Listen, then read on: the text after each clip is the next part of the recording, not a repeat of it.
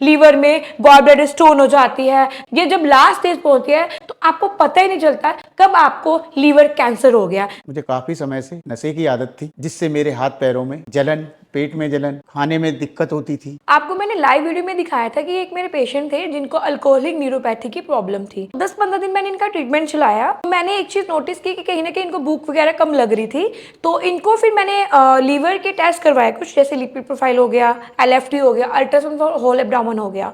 तो इनका जो वेट गेन नहीं हो पा रहा था या भूख नहीं लग रही थी, मॉर्निंग में इनको नोजिया, वॉमिटिंग ऐसा फील हो रहा था, चक्कर आ रहे थे और इनको कहीं ना कहीं ब्लड लॉस भी हो रहा था, मतलब ब्लड नहीं बन पा रहा था। तो मैंने फिर इनका लाइन ऑफ ट्रीटमेंट चेंज किया। फिर मैंने इनको लीवर की जो लाइन ऑफ ट्रीटमेंट वो दिया। तो आप पेशेंट से जान सकते हैं कि इनको कितने दिन के अंदर कितना अच्छा रिजल्ट, जो भी प्रॉब्लम आ रही थी तो कैसे रिजॉल्व हुए। मैं 10-11 तारीख में यहाँ पे आया था, तब मुझे भूख भी नहीं लग रही थी। उसके बाद मैडम ने मेरे को चेक किया, मेरी दवाइयाँ दी। उसके बाद मुझे भूख भी लगनी चालू हुई, मेरा वेट भी थोड़ा सही हो गया और अब मैं बिल्कुल ठीक हूँ। मैं आपको बताना चाहूंगी, कोई भी बीमारी की शुरुआत होती है वो हमेशा बेसिक से होती है। बेसिक शुरुआत कहाँ से होती है? जब आपका पेट अच्छे से क्लियर नहीं होता है। जरूरी नहीं है कि आप दिन में डेली 3 से 4 बार अगर आप स्टूल पास कर रहे हो या फ्रेश होने जा रहे हो तो आप हेल्दी हो। कभी भी आप नोट करना कि अगर आपको लग रहा है कि दिन में 4 या 5 बार भी आप वॉमिटिंग कर रहे हो या आप स्टूल पास कर रहे हो, फ्रेश होने जा रहे हो, तो कहीं ना कहीं आपको इनकम्प्लीट इवैक्यूएशन की दिक्कत है।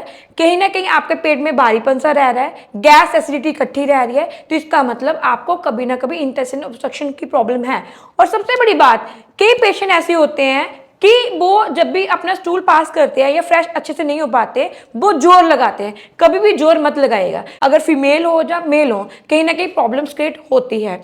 अगर हार्ट के पेशेंट है या डायबिटिक न्यूरोपैथी के पेशेंट है या आइज के पेशेंट है, तो उनको कभी भी स्टूल पास करते हुए जोर नहीं लगाना चाहिए, क्योंकि कहीं ना कहीं बहुत ज्यादा क्रॉनिक प्रॉब्लम की वजह से वो प्रॉब्लम और क्रिएट हो जाती है। जो भी लीवर से जुड़ी समस्या होती है, अल्सर हो चाहे पैप्टिक अल्सर हो, ड्यूनल अल्सर, ये सारी प्रॉब्लम क्यों होती है? जब हमारे आयुर्वेद में पित्त का इम्बैलेंस हो जाता है। जब पित्त आपका इम्बैलेंस हो जाता है तो आपको लीवर के डिजीज लग जाते हैं। लीवर के डिजीज की शुरुआत हमेशा तब होती है जब आपका पेट अच्छे से क्लियर नहीं होता। जो आपका HCl स्टमक में जाना चाहिए, नीचे जाना चाहिए, वो स्टमक में ना जाके आपका बैक फ्लो जाता है, जिसकी शुरुआत होती है आपके सीने में जलन होती है, आपको वर्निंग सेंसेशन होती है, चेस्ट में कंजेशन होता है, सुई चुभन जैसी पीड़ा होती है।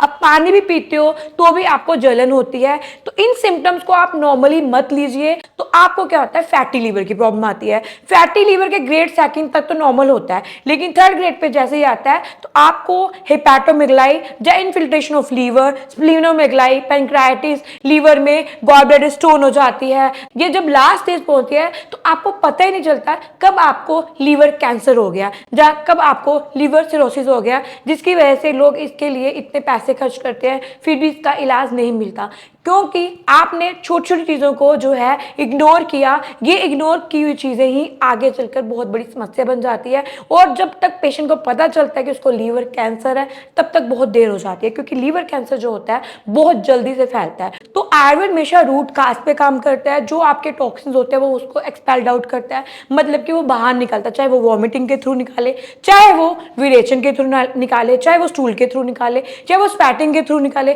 चाहे वो यूरिन के थ्रू निकाले। आयुर्वेद हमेशा टॉक्सिन्स को रिमूव करता है और जड़ पे काम करता है। तो इसलिए अगर आपको कभी भी लगता है कि मुझे प्रॉब्लम आ रही है, सबसे पहले तो आप हर 6 महीने के बाद अपने लिपिड प्रोफाइल, LFT, KFT और अल्ट्रासाउंड फॉर होल एब्डोमेन जरूर करवाएं।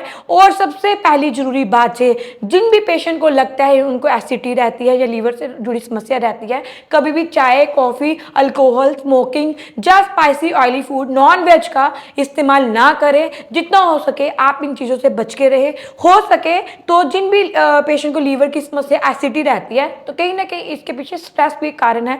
जब आप अच्छे से सोते नहीं हो, देर से उठते हो, देर से आते हो, आपने फिजिकल एक्सरसाइज नहीं करते हो, आपने माइंड को जितना सेट रखोगे, मेडिटेशन करोगे, डीप इनहेल एक्सहेल करोगे, खुश रहोगे, पानी इंटेक ज्यादा करोगे, पानी भी उतनी मात्रा में लेना जितना आपका निकल पाए। अगर किसी को लगता है कि ये प्रॉब्लम बहुत ज्यादा पुरानी हो गई है, तो आप ग्रीन जोन नेचर आयुर्वेदा में डॉक्टर नेहा महाजन से मिल सकते हो। हमारा जो एड्रेस है वो सुशांत लोक सी ब्लॉक 533 नियर व्यापार केंद्र गुड़गांव में है।